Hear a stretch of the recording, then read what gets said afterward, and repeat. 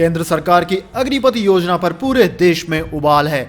सेना की तैयारी करने वाले छात्रों ने पूरे देश में हंगामा मचा दिया है। वहीं दोस्तों विपक्ष ने और बहुत सारे बुद्धिजीवियों ने इस योजना को बिल्कुल बेकार करार दिया है। दोस्तों इस वीडियो में हम आपको बताने वाले हैं आज दिन भर की 10 बड़ी खबरें अग्निपथ योजना को लेकर। जी हां दोस्तों, पहली बड़ी खबर आ रही है, अग्निपथ पर 11 राज्यों में बवाल, यूपी, बिहार और तेलंगाना में ट्रेनें फूकी, 2 की मौत। सिकंदराबाद में जलती ट्रेन से 44 यात्रियों को बचाया गया। जी हां दोस्तों, सेना में भर्ती के लिए बनाई गई अग्निपथ योजना में सरकार द्वारा एज लिमिट बढ़ाने के बाद भी प्रदर्शन थमने का नाम नहीं ले रहा है। यूपी, बिहार और तेलंगाना में प्रदर्शनकारियों ने ट्रेनें फूंक डाली, कई जगह रेलवे ट्रैक और सड़क जाम कर दी। इस बीच रेल मंत्री अश्विनी वैष्णव ने रेल संपत्ति को नुकसान नहीं पहुंचाने की अपील की है। तेलंगाना के सिकंदराबाद में ट्रेन के एक रेल कोच में आग लगा दी गई। रेलवे स्टाफ ने तुरंत ही उस कोच में सवार 40 यात्रियों को निकालकर सबकी जान बचा ली। यात्रियों में बच्चे भी शामिल थे।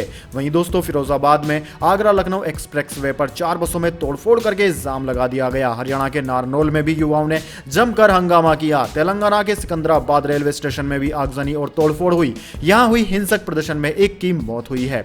दूसरी मौत बिहार के लखीमसराय में हुई है। वहीं दोस्तों एक आत्महत्या हरियाणा में हुई है, जो कि सेना की भर्ती परीक्षा के लिए तैयारी कर रहा था। दोस्तों Larsen and turbo metro rail limited Hyderabad ने ट्वीट करके बताया कि शहर में कुछ गड़बड़ी के कारण हैदराबाद मेट्रो रेल की 3 लाइनों को अगली सूचना तक बंद कर दिया गया है। राजस्थान के भरतपुर जंक्शन रेलवे स्टेशन पर प्रदर्शनकारियों ने पुलिसकर्मी को लहूलुहान कर दिया। आंदोलन के कारण 200 ट्रेनें प्रभावित हुई है। पूरे देश में 35 ट्रेनें रद्द कर दी गई है, जबकि 13 को कुछ समय के लिए रद्द किया गया है। दोस्तों यूपी के बलिया में सुबह 5 बजे से प्रदर्शन शुरू हो गया था। यहां कई गाड़ियों के शीशे तोड़ दिए गए। पुलिस ने एक उपद्रवी को हिरासत में भी लिया है। वहीं दोस्तों बिहार और तेलंगाना में हिंसा में एक व्यक्ति की जान चली गई है। हरियाणा में इंटरनेट और मोबाइल सेवाएं बंद कर दी गई है। रेलवे ने 316 पैसेंजर ट्रेनें रद्द कर दी है, जिनमें 91 को आंशिक रद्द किया है। बिहार में 10 ट्रेनें फूंक दी गई है। 12 जिलों में इंटरनेट सेवा बंद है। 19 तक इंटरनेट सेवा को बंद करने का ऐलान कर दिया गया है। दोस्तों आपकी जानकारी के लिए बता दें, यूपी के बलिया में अग्निपथ योजना के विरोध में सुबह 5 बजे से ही विरोध प्रदर्शन शुरू हो गया था। बलिया वाशिंग पीठ में खड़ी ट्रेन में युवाओं ने आग लगा दी। सैकड़ों युवाओं ने पहले रेलवे स्टेशन पर जमकर हंगामा किया, फिर कई गाड़ियों के शीशे तोड़े। पुलिस ने एक उपद्रवी को हिरासत में लिया। गुरुवार को यूपी के 11 जिलों में उग्र प्रदर्शन हुआ। आगरा अलीगढ़ में युवाओं ने बसों में तोड़फोड़ की। बुलंदशहर में युवाओं ने नारेबाजी की। हालात इतने बेकाबू हो गए कि पुलिस को लाठीचार्ज करना पड़ा। मेरठ, देवरिया, सीतापुर के साथ ही उन्नाव के शुक्लागंज में युवाओं ने प्रदर्शन किया। युवाओं का कहना है कि पहले किसानों पर मोदी सरकार ने हमला किया और अब जवानों पर मोदी सरकार हमला कर रही है। दोस्तों इस योजना से जुड़ी खबर आज तक ने भी प्रकाशित करी है। अग्निपथ पर देश में भड़की आक्रोश की आग। ओवैसी बोले युवाओं के भविष्य से ना खेले मोदी सरकार। जी हां दोस्तों, नरेंद्र मोदी सरकार की अग्निपथ योजना के विरोध में कई राज्य सुलग रहे हैं। प्रदर्शनकारी छात्रों ने विभिन्न राज्यों में ट्रेनों को आग के हवाले कर दिया है। इसी बीच दोस्तों इस योजना को लेकर AIMIM चीफ असदुद्दीन ओवैसी ने फिर से केंद्र सरकार पर हमला बोला है। उन्होंने कहा है कि हिंसा कहीं से भी जायज नहीं है, लेकिन इसके लिए PM मोदी और उनकी सरकार जिम्मेदार है। जो नौजवान पिछले 2 साल से तैयारी कर रहे थे, उनके लिए सरकार ने गलत फैसला लिया है। ओवैसी ने आगे कहा कि सेना कोई कॉन्ट्रैक्ट जॉब नहीं है, यह सम्मानित प्रोफेशन है। वे लोग देश के लिए जान देने और लेने के लिए तैयार रहते हैं, लेकिन इस योजना के तहत 4 साल बाद वे क्या करेंगे, यह गलत फैसला है। जैसे भूमि अधिग्रहण बिल और कृषि कानून को वापस लिया गया था, वैसे ही इस योजना को भी वापस लिया जाना चाहिए। AIMIM चीफ ने मोदी सरकार पर युवाओं को धोखा देने तक का आरोप लगा दिया। ओवैसी ने कहा कि भारत में 8% बेरोजगारी दर है। 5 में से 1 ग्रेजुएट को नौकरी मिलती है। जब ओवैसी से पूछा गया कि योजना के तहत युवाओं को 4 साल में 23 लाख रुपए मिलेंगे, 25% को सेना में लिया जाएगा, नौजवान सेना से जुड़ेंगे,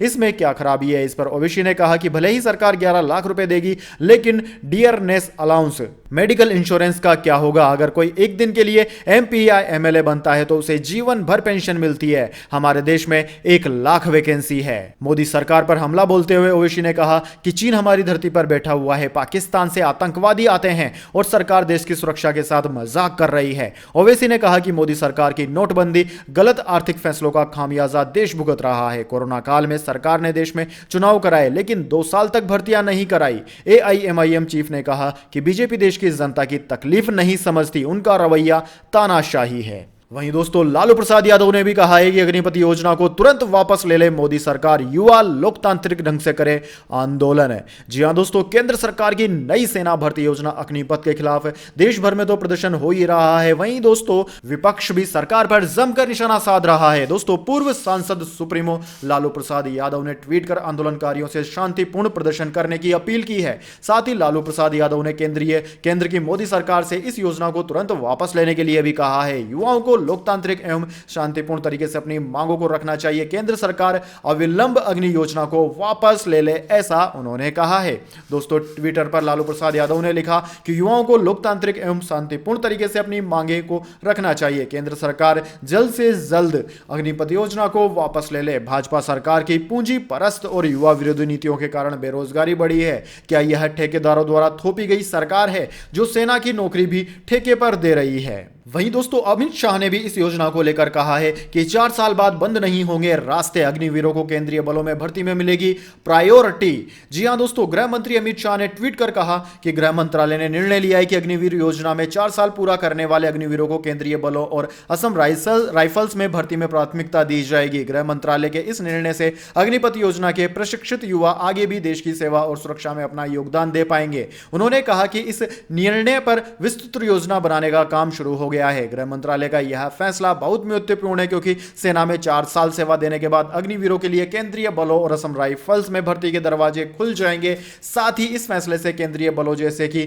CRPF, BSF, CISF, ITBP, SSB और असम राइफल्स में करीब 73,000 रिक्त पदों को भरने में सहायता मिलेगी। वहीं दोस्तों केंद्रीय बलों और असम राइफल्स को प्रशिक्षित युवाओं की सेवा भी मिल पाएगी जो पहले से ही ट्रेनिंग पा चुके हैं। वहीं दोस्तों वीके सिंह ने इस योजना को लेकर बड़ा दावा कर डाला है। उन्होंने कहा है कि हिंसा के पीछे विपक्ष का हाथ है, राहुल गांधी को बचाने की हो रही है कोशिश। जी हां दोस्तों, मोदी सरकार की अग्निपथ योजना के खिलाफ देश भर में प्रदर्शन चल रहा है। इसी बीच सत्ता पक्ष के लोग विपक्ष पर आरोप लगाने पर आ गए हैं। पूर्व आर्मी चीफ ने जी न्यूज से बातचीत में कहा कि ये जो दंगाई है, प्रदर्शन कर रहे हैं, ये देश की सेवा करना ही नहीं चाहते। जो देश सेवा करना चाहते हैं वो कभी नुकसान नहीं पहुंचाएंगे। ऐसी ही बातें दोस्तों किसान आंदोलन के समय भी कही गई थी। किसानों को आतंकवादी कहा गया था कि यह किसान नहीं है, लेकिन बाद में किसान आंदोलन वापस हो गया, ऐसा विपक्ष का कहना है। वहीं दोस्तों सत्ता पक्ष का कहना है कि वो कभी भी नुकसान नहीं पहुंचाएगा जो कि देश की सेवा करना चाहता है। इस हिंसा के पीछे वो लोग हैं जिनके पास जनता